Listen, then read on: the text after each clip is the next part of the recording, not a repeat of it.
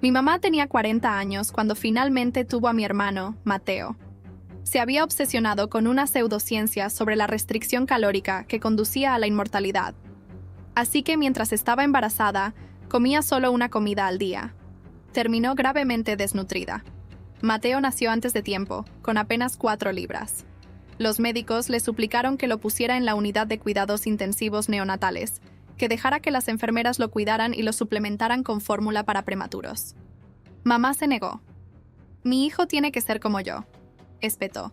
Necesita mantenerse hambriento. Ese es el secreto comprobado para vivir para siempre. No le importaba lo que dijera el personal médico. Insistió en amamantar, a pesar de que prácticamente se estaba matando de hambre. El médico, aterrorizado de que Mateo no sobreviviera, localizó a mi papá, Ricardo. Papá pasó un día entero gritándole hasta que finalmente colocaron a Mateo en una incubadora. Al ver las diminutas extremidades de mi hermano agitarse bajo esa dura luz azul, no sentí absolutamente nada. 2 semanas después, Mateo fue dado de alta.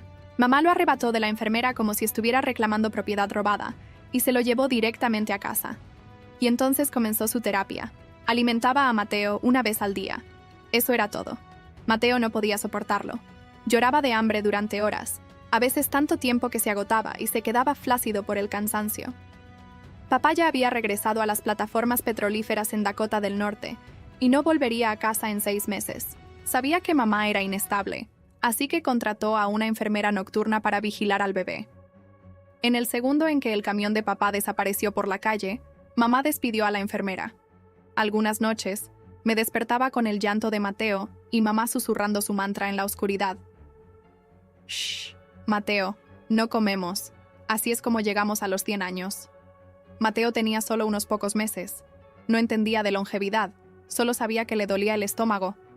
Me puse mis tapones para los oídos, mantuve mi rostro inexpresivo y volví a dormir. Porque yo ya había estado aquí antes. En mi vida pasada había reencarnado. Y mamá lo mató de hambre de la misma manera. Mateo solía venir a mí con lágrimas en los ojos, rogando, «Lucía, por favor, me duele la barriga». En aquel entonces, yo era débil. Le daba bocadillos a escondidas siempre que podía. Más tarde, cuando se enfermó, me culpó. Dijo que yo había arruinado su longevidad, y cuando mi asma empeoró, él escondió lo que yo necesitaba y me vio luchar como si fuera una venganza. Así que esta vez, no iba a tocar su destino. Para cuando Mateo cumplió 1 año, pesaba 16 libras. Parecía encogido en comparación con otros niños pequeños en el parque. Las mamás de los suburbios en nuestra comunidad cerrada se reunían y presumían humildemente de sus hijos. Mi mamá levantaba la barbilla y sonreía radiante. «Mi Mateo es un ángel», decía. «Nunca llora, nunca se queja, solo come su única comida y duerme». Las otras mamás sonreían, celosas, alabándola por criar a un niño tan fácil. Solo yo sabía la verdad. Mateo no lloraba porque aprendió temprano que gritar no traía comida. Dormía todo el día porque su cuerpo estaba conservando la poca energía que tenía. Papá intentó discutir con mamá durante sus breves visitas, pero una vez que vio que Mateo seguía vivo, dejó de intentarlo. Yo asistía a la universidad localmente. Cada vez que volvía a casa, mamá me molestaba para que me uniera a su culto al hambre. Me harté de su voz, me mudé a los dormitorios y me quedé allí durante las vacaciones. Trabajaba turnos dobles solo para evitar esa casa. 3 años después, llegó el momento de que Mateo comenzara el preescolar. Era pequeño y lento, siempre cansado. La escuela se dio cuenta de que no podía seguir el ritmo y sugirió colocarlo con los niños más pequeños. Se mezcló perfectamente con los niños de 2 años. El primer día, mamá advirtió a la maestra, muy seria. Mateo solo requiere una comida al día. La maestra asumió que estaba bromeando o que no había entendido bien. Siendo un ser humano normal, le sirvió a todos los niños el desayuno y el almuerzo.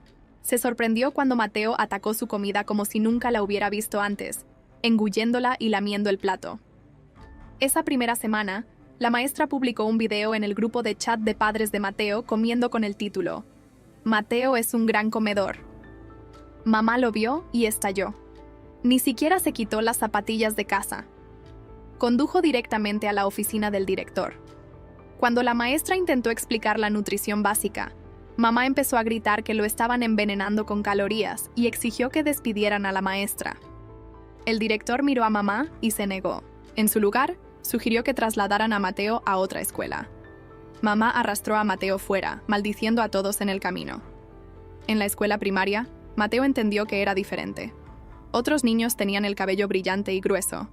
El de Mateo era fino y quebradizo. Los acosadores se dieron un festín. Lo llamaban con nombres como esqueleto y cabeza de paja.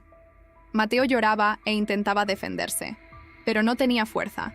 No podía correr sin quedarse sin aliento. Un día, tropezó en suelo liso, se raspó el brazo y no dejaba de sangrar. La maestra lo llevó de urgencia a urgencias. El médico dijo que sus recuentos sanguíneos eran peligrosamente bajos y que su cuerpo no funcionaba como debería. Malnutrición, simple y llanamente. Mamá se negó a admitirlo. Gritó, allí mismo en la habitación del hospital. Solo están tratando de agotar mi seguro. Se están inventando cosas. Los hospitales son una estafa. Luego se volvió hacia mí. Lucía, estás en la universidad. Dile que tengo razón.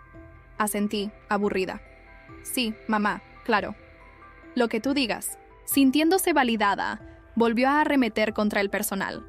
Más tarde, en casa, me senté en la mesa de la cocina comiendo una dona grasienta y bebiendo un café con leche. Navegando en mi teléfono, Mateo miraba la dona como si fuera un milagro. Su estómago rugió tan fuerte que sonó doloroso. Tragó saliva, miró hacia la otra habitación para asegurarse de que mamá no estuviera escuchando. Luego se acercó y susurró. Lucía, tengo mucha hambre. ¿Puedo dar un bocado? Fingí que no lo oía. Di un gran mordisco, dejando que el glaseado de azúcar se desprendiera. Mateo no pudo aguantar. Estiró la mano y agarró un trozo de dona. En el segundo en que se lo llevó a la boca, entró mamá. Se lo quitó de la mano de un golpe. Lo tiró detrás de ella y me señaló con un dedo huesudo. Maldita sea, Lucía. Si quieres morir joven, bien. Pero no te atrevas a arruinar el karma de Mateo.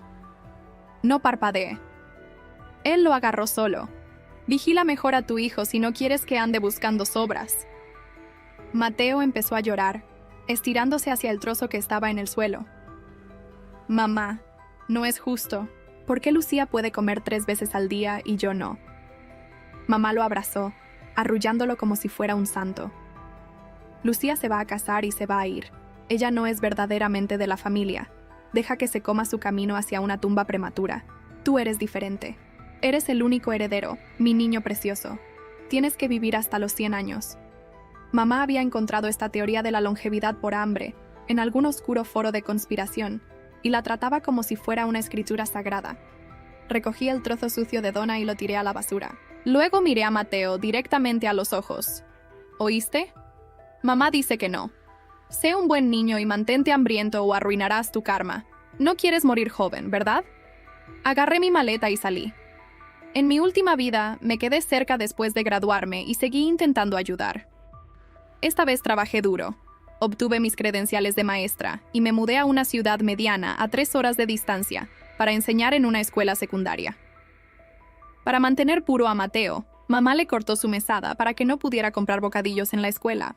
Mateo me llamaba constantemente, rogando por $10 o $20 a través de Venmo. Sabía que se estaba muriendo de hambre, pero usé la lógica de mamá contra él. Lucía, por favor, gimoteaba por teléfono. Me voy a morir. Solo envíame dinero. Comeré en secreto. Mamá no lo sabrá. Esbocé una sonrisa burlona. No puedo hacerlo, niño. Arruinará tu karma. Mateo se puso desagradable. Lucía, perra. Envíame el dinero o le diré a mamá que me obligaste a comer amenazándome. Qué tierno. Colgué e inmediatamente le reenvié la grabación a mamá. Tu chico de la longevidad está intentando comprar bocadillos en la escuela. Escribí. Supongo que quiere morir pronto. Mamá se movía rápido cuando estaba furiosa. Más rápido de lo que se pensaría que una mujer que vive con una comida al día podría moverse. Esa tarde apareció en la escuela de Mateo como si estuviera respondiendo a un incendio de 5 alarmas. No pidió privacidad. No pidió una reunión. Simplemente lo sacó de la fila e hizo un espectáculo delante de todos. Yo no estaba allí, pero Mateo me llamó más tarde, con la voz destrozada y aguda por el pánico, diciéndome que ella le había dado una lección por siquiera pensar en la comida. La forma en que lo dijo, como si la palabra lección tuviera dientes, me hizo sonreír mientras tomaba mi café. Esa noche me envió un muro de texto, párrafos y párrafos, insultándome, llamándome malvada, diciendo que lo quería muerto. Leí la primera línea y luego lo bloqueé.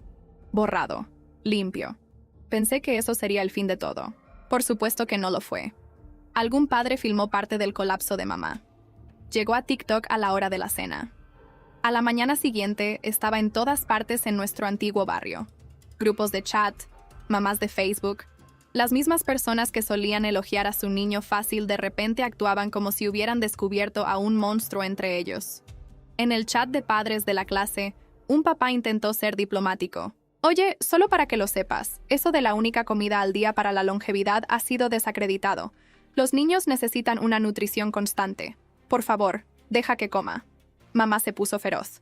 Arremetió contra él delante de todo el grupo. Lo llamó celoso, lo llamó mentiroso. Lo llamó un cómplice pagado de las grandes empresas de alimentos. Luego lo echó del chat. Cuando alguien lo volvió a agregar, lo echó de nuevo. Cuando eso no la satisfizo, lo persiguió en privado.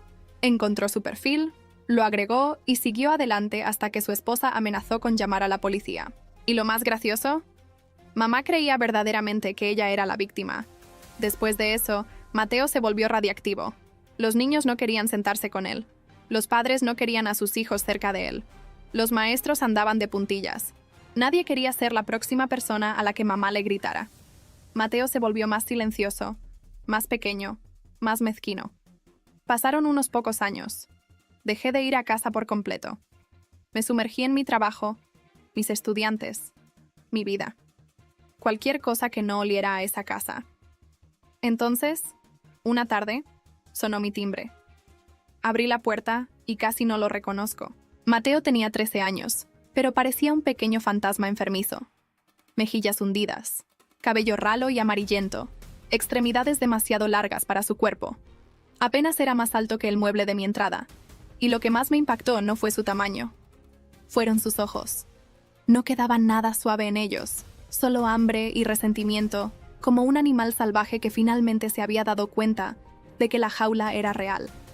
Mamá estaba detrás de él, incluso peor de lo que recordaba. Años de matarse de hambre la habían tallado hasta los huesos y la piel quebradiza. Parecía haber envejecido 30 años en 10, pero su postura seguía siendo orgullosa. La barbilla levantada, los hombros cuadrados, como si el mundo le debiera una disculpa. Entró directamente sin esperar invitación y se dejó caer en mi sofá como si fuera suyo, cruzando las piernas. Mateo está terminando la escuela primaria, anunció. Quiero que vaya a la escuela secundaria donde tú enseñas. Haz que suceda, parpadeé. Soy maestra, no directora. Mamá miró a Mateo como si le estuviera dando una señal. Empezó a fingir un llanto instantáneamente, fuerte y agudo, como si su voz nunca hubiera terminado de crecer. Me raspó los nervios. No me importa, dijo mamá. Él va a ir a esa escuela. Los miré a los dos esqueletos sentados en mi sala de estar, tratando de intimidarme como si esta fuera todavía mi infancia. Algo en mí realmente se rió. Las escuelas no hacen favores así, dije rotundamente. Incluso si yo fuera la directora, tendrían que seguir el proceso. Puede tomar el examen de ingreso. El rostro de mamá se tensó. Eres su hermana. Si no vas a ayudar a la familia, ¿a quién ayudarás? Me incliné hacia adelante. ¿Familia? Eso es gracioso. ¿Ahora recuerdas que tienes una hija? Sus ojos parpadearon. Ella lo sabía. Siempre lo supo. No me preguntaste cómo estaba cuando estaba en la universidad. Dije que no te importaba si comía, si dormía, si estaba bien. Cuando me negué a hacer lo que querías, amenazaste con descartarme como si fuera basura. Mamá resopló. No seas dramática. Sonreí sin calidez. Bien. Así que este es el trato. ¿Quieres ayuda? Sé normal. Deja que coma. Deja de tratar la inanición como una religión. Sus labios se curvaron. Jamás. Mateo sorbió por la nariz y se deslizó hacia el suelo, copiando su postura obstinada como una versión en miniatura de ella. Tienes que dejarme entrar, gimoteó. Tienes que hacerlo. Viéndolos a ambos sentados allí, óseos y exigentes, sentí que una calma fría se apoderaba de mí. Fuera, dije. Mamá se plantó con más fuerza. No me voy. Así que hice lo único sensato. Me fui. Agarré una bolsa y me mudé a los dormitorios de maestros por un tiempo. Que se pudrieran en mi sofá si querían. No iba a ser anfitriona de mi propio trauma. Durante semanas, mamá bombardeó mi teléfono. Llamadas, mensajes de voz, mensajes de texto, ordenándome cumplir con mi deber. Ignoré a todos. Un mes después, Mateo tomó el examen de ingreso de todos modos. Su puntuación fue apenas suficiente, pero la escuela donde yo enseñaba no se trataba solo de calificaciones. Era una academia privada con reputación. Hacían verificaciones de antecedentes. Llamaban a las escuelas anteriores. Preguntaban por el comportamiento. Cuando la oficina de admisiones llamó a la escuela primaria de Mateo, la historia salió a borbotones. Y fue entonces cuando finalmente descubrí por qué Mateo estaba tan desesperado por huir después del colapso viral de mamá. Su clase lo trataba como una mina terrestre. Tenía hambre todo el tiempo, estaba enojado todo el tiempo. Y un día, cuando el tesorero de la clase salió, Mateo robó el dinero de la recaudación de fondos de la clase y lo usó para comprar comida. Al principio lo negó. Mamá irrumpió en la escuela, gritando que su hijo nunca robaría. Luego la maestra sacó las grabaciones de seguridad. Mateo lloró y lo admitió. Mamá no se disculpó.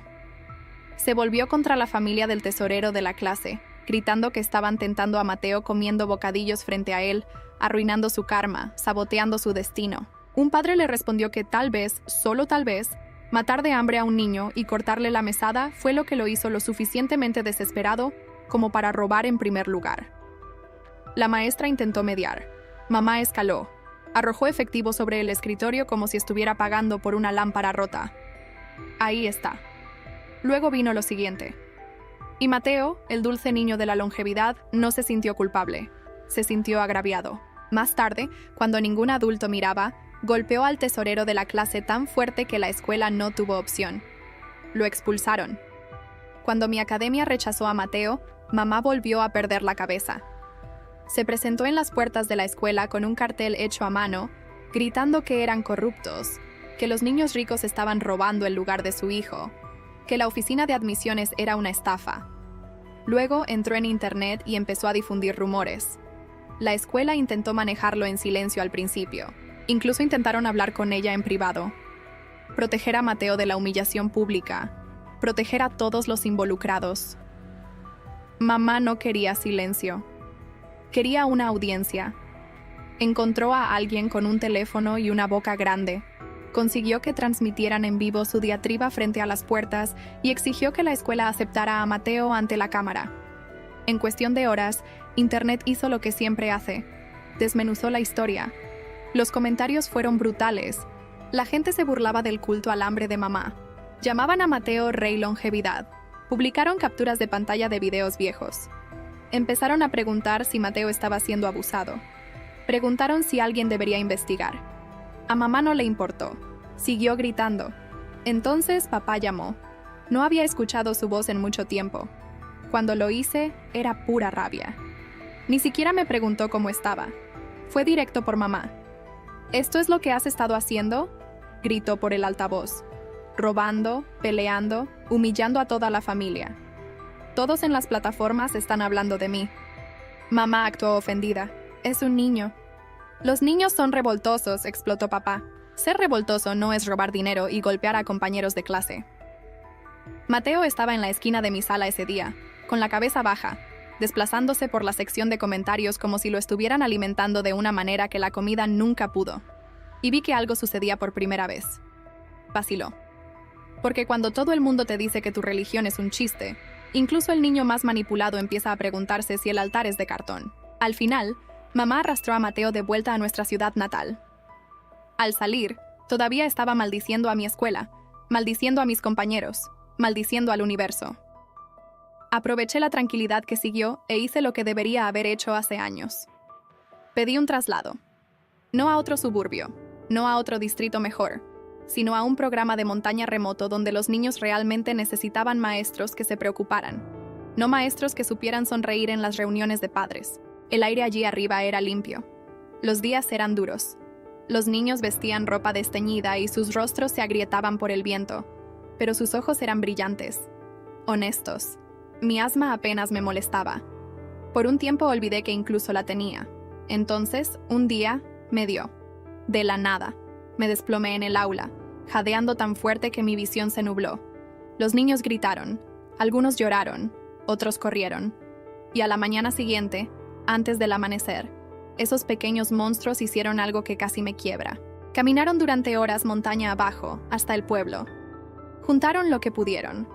Compraron mi medicación y la trajeron de vuelta como si fuera un tesoro. Cuando me la entregaron, envuelta en capa tras capa de plástico arrugado para mantenerla a salvo, con sus narices rojas y moqueando, me miraron como si yo importara. «Por favor, no nos deje, señorita Lucía», susurró uno de ellos. Mi garganta se apretó. Mis ojos ardieron. En mi última vida, lo di todo a las personas equivocadas y morí por ello. Esta vez finalmente entendí lo que se sentía cuando la amabilidad regresaba, y entonces, justo cuando las cosas se sentían estables, papá llamó de nuevo. Su voz era tensa, aterrorizada. «Lucía», dijo, «tienes que volver a casa». ¿Pasó algo? Se negó a decírmelo por teléfono, solo repetía, «vuelve», como si las palabras fueran una cuerda que necesitaba que agarrara. Así que fui. Cuando entré, papá estaba en el sofá, con la mandíbula apretada y el rostro gris por el cansancio. Mateo estaba cerca con un labio hinchado y moretones en la mejilla, como si ya se hubieran encargado de él. Papá siempre había estado ausente, siempre trabajando, siempre proveyendo, pero en ese momento parecía un hombre dándose cuenta demasiado tarde de que el dinero no cría hijos. Una chica apareció en nuestra puerta, una adolescente aterrorizada, con sus padres justo detrás de ella con papeles de una clínica. El mensaje era simple. Mateo se había estado juntando con la gente equivocada, faltando a la escuela, bebiendo, peleando, actuando como adulto cuando todavía parecía un niño hambriento. Y ahora había consecuencias. Mamá intentó restarle importancia al principio. Luego vio los documentos y su rostro se desencajó. Papá no se rió. Arremetió contra Mateo hasta que los hombros de Mateo se hundieron. Mamá intentó redirigir la culpa, como siempre hacía, hacia la chica, hacia sus padres, hacia la sociedad. Luego se volvió hacia mí. «¿Qué quieres decir con llamar a la policía?», chilló cuando dije que no íbamos a comprar nuestra salida de todo. «Es tu hermano. Quieres arruinar su vida».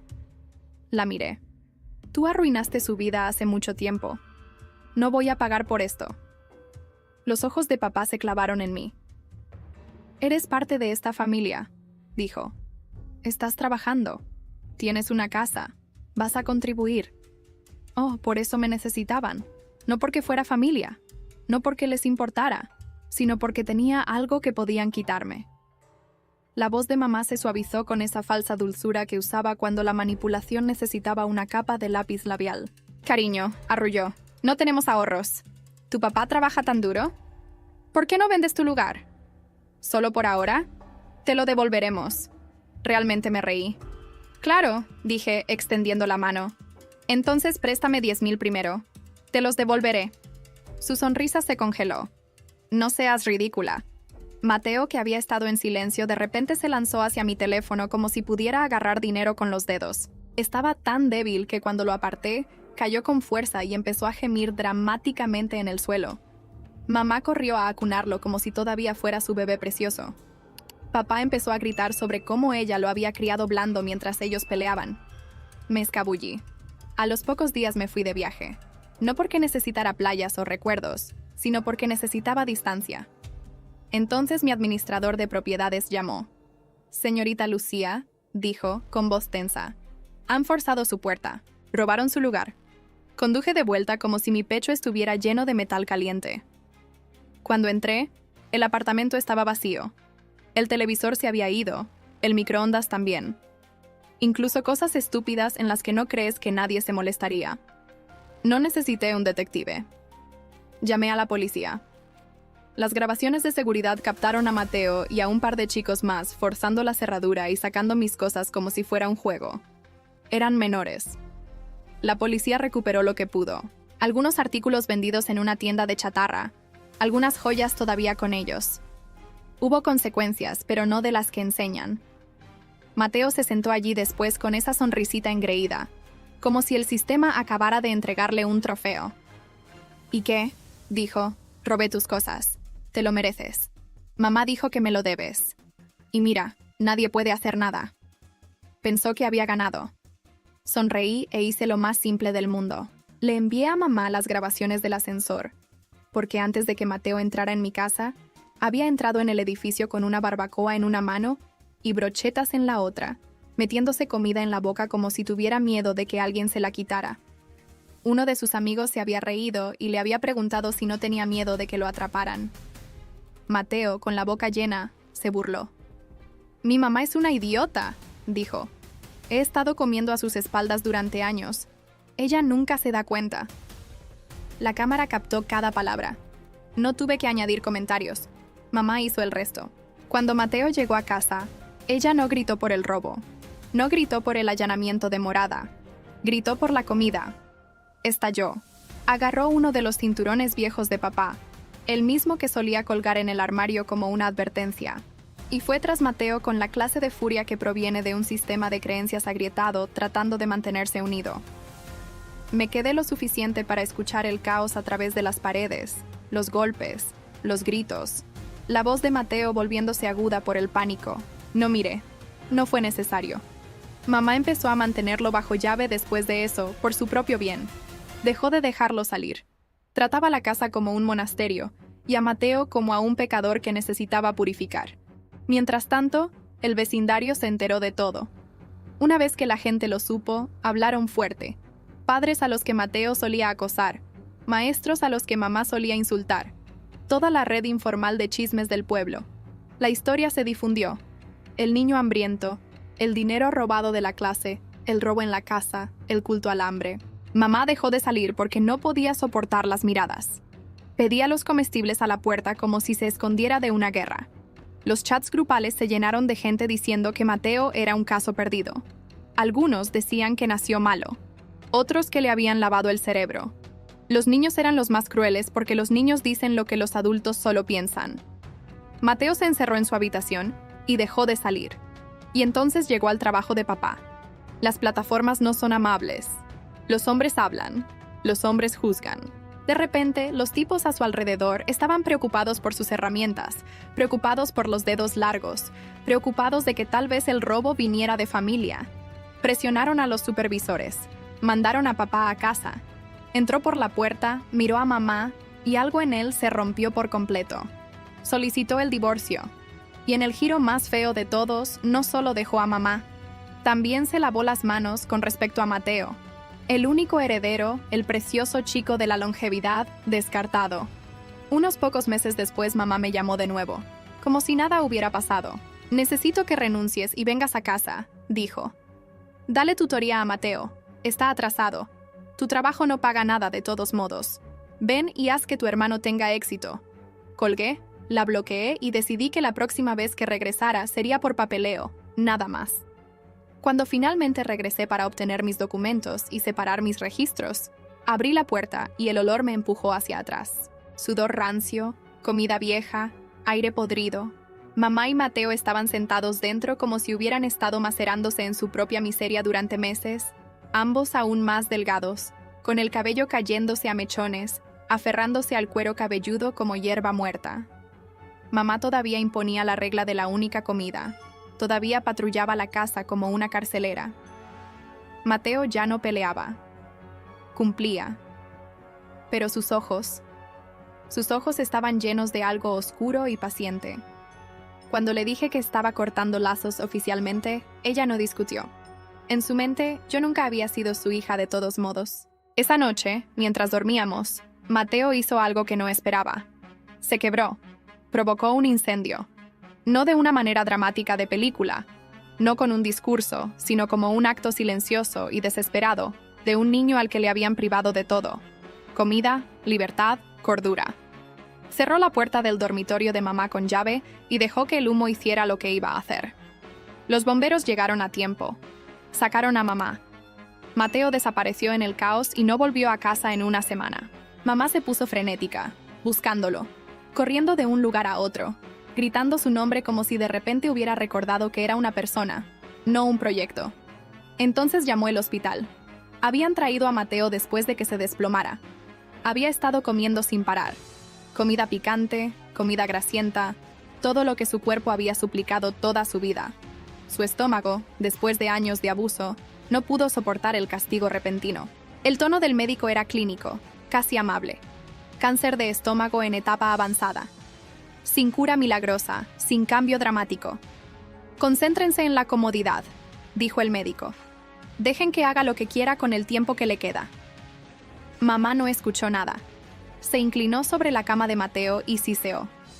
Los hospitales mienten por dinero. No estás enfermo, solo rompiste tu karma. Ven a casa, lo arreglaremos. Mateo parecía aterrorizado, no de morir, sino de estar equivocado. Había pasado toda su vida adorando el hambre como a un dios. Si el hambre no lo salvaba, ¿qué significaba eso? ¿Para qué había sido todo ese sufrimiento? Así que eligió la mentira de mamá sobre la realidad del médico. Se fueron a casa. Intentaron compensarlo, como si se pudiera regatear con una enfermedad usando la privación. Como si el cuerpo fuera una calculadora y el dolor fuera moneda de cambio. Al final de esa semana, Mateo parecía hecho de papel. Se aferraba a mamá de todos modos, temblando con una esperanza débil y desesperada. «Lo logramos», susurró, como un niño felicitándose a sí mismo por no llorar. Luego volvieron para un seguimiento. Los resultados fueron peores. Mamá estalló en la clínica, gritándole al médico, llamándolo maldición, fraude, carnicero. Y cuando la rabia se quedó sin lugares a donde ir, la volvió contra Mateo. Si hubieras obedecido desde el principio, escupió, con la voz temblorosa. Si no hubieras comido a escondidas, si no hubieras arruinado tu karma, esto no estaría pasando. Tú te hiciste esto a ti mismo. Mateo no discutió. No lloró. Solo miró a la pared mientras el último pequeño destello detrás de sus ojos se apagaba. Después de eso, cambió. Volvió a la escuela. Hizo sus tareas. Se presentó a tiempo. Dejó de pelear. Dejó de robar. Se convirtió en la clase de buen niño que mamá siempre decía haber criado. Solo que ahora estaba pálido y vacío y daba miedo. Y nadie en la escuela quería estar cerca de él. Los maestros hablaban en voz baja a su alrededor, como si las palabras fuertes pudieran romperlo. Un día me encontró. Se paró frente a mí, con las manos temblando, y dijo: «Lucía, lo siento por todo, por robar, por todo ello». Asentí. No le dije que lo perdonaba. Un mes después, murió. Mamá cargó un pesar que se sentía como una tormenta de 7 días. Lloró hasta que se desmayó. Dejó de comer casi por completo, como si creyera que el hambre también podía revertir el duelo. Cuando Mateo finalmente fue sepultado, ella se desplomó de nuevo. Esta vez le hicieron pruebas. Ella también tenía cáncer de estómago. Cuando el médico se lo dijo, mamá finalmente hizo algo que nunca la había visto hacer. Suplicó. Se puso de rodillas, sollozó. Se aferró a la bata del médico como si fuera un salvavidas. Era casi poético. Cuando el dolor no es tuyo, puedes predicar sobre el karma todo el día. Cuando está en tu propio cuerpo, de repente quieres ciencia. De repente quieres misericordia. Mamá vendió la casa, gastó el dinero en el tratamiento, comió normalmente, fue a quimioterapia. Se convirtió en una mujercita temblorosa que saltaba ante cada llamada telefónica, cada resultado de laboratorio, cada tos. A las 2 semanas de tratamiento, el médico le dijo que el cáncer se había extendido. Mamá no gritó esta vez. Simplemente se quebró. Después de eso, vivió como si la muerte estuviera detrás de cada puerta. Se despertaba por la noche, mirando al techo hasta el amanecer. Dejó de dormir, dejó de funcionar. Y una mañana, hizo lo que solía decirles a todos los demás que harían si comían demasiado. Tomó una decisión de la que no pudo retractarse. Saltó desde el techo. Para cuando manejé todo, firmas, llamadas, papeleo, me sentía vacía, como si finalmente hubiera soltado un peso que había estado cargando desde la infancia. Y ahora mis brazos no sabían qué hacer sin él. Me subí al autobús de larga distancia hacia las montañas, de vuelta con los niños que todavía me miraban como si yo importara. A mitad del viaje, metí la mano en mi bolso y sentí algo arrugado. Un fajo de billetes arrugados y una nota. La letra era limpia y cuidadosa, como si hubieran practicado. Señorita Lucía, lo sentimos. No queríamos escuchar cuando estaba al teléfono, pero escuchamos a su mamá decir que no gana mucho dinero como maestra aquí. Así que fuimos al pueblo y vendimos lo que pudimos para conseguir esto. No es mucho, pero seguiremos intentándolo. Por favor, no se vaya. Por favor, quédese con nosotros. El viento se coló por la ventana agrietada del autobús y me escoció los ojos. Por primera vez en ambas vidas, lloré como si importara. No porque hubiera perdido algo, sino porque finalmente había encontrado algo lo suficientemente real como para conservarlo.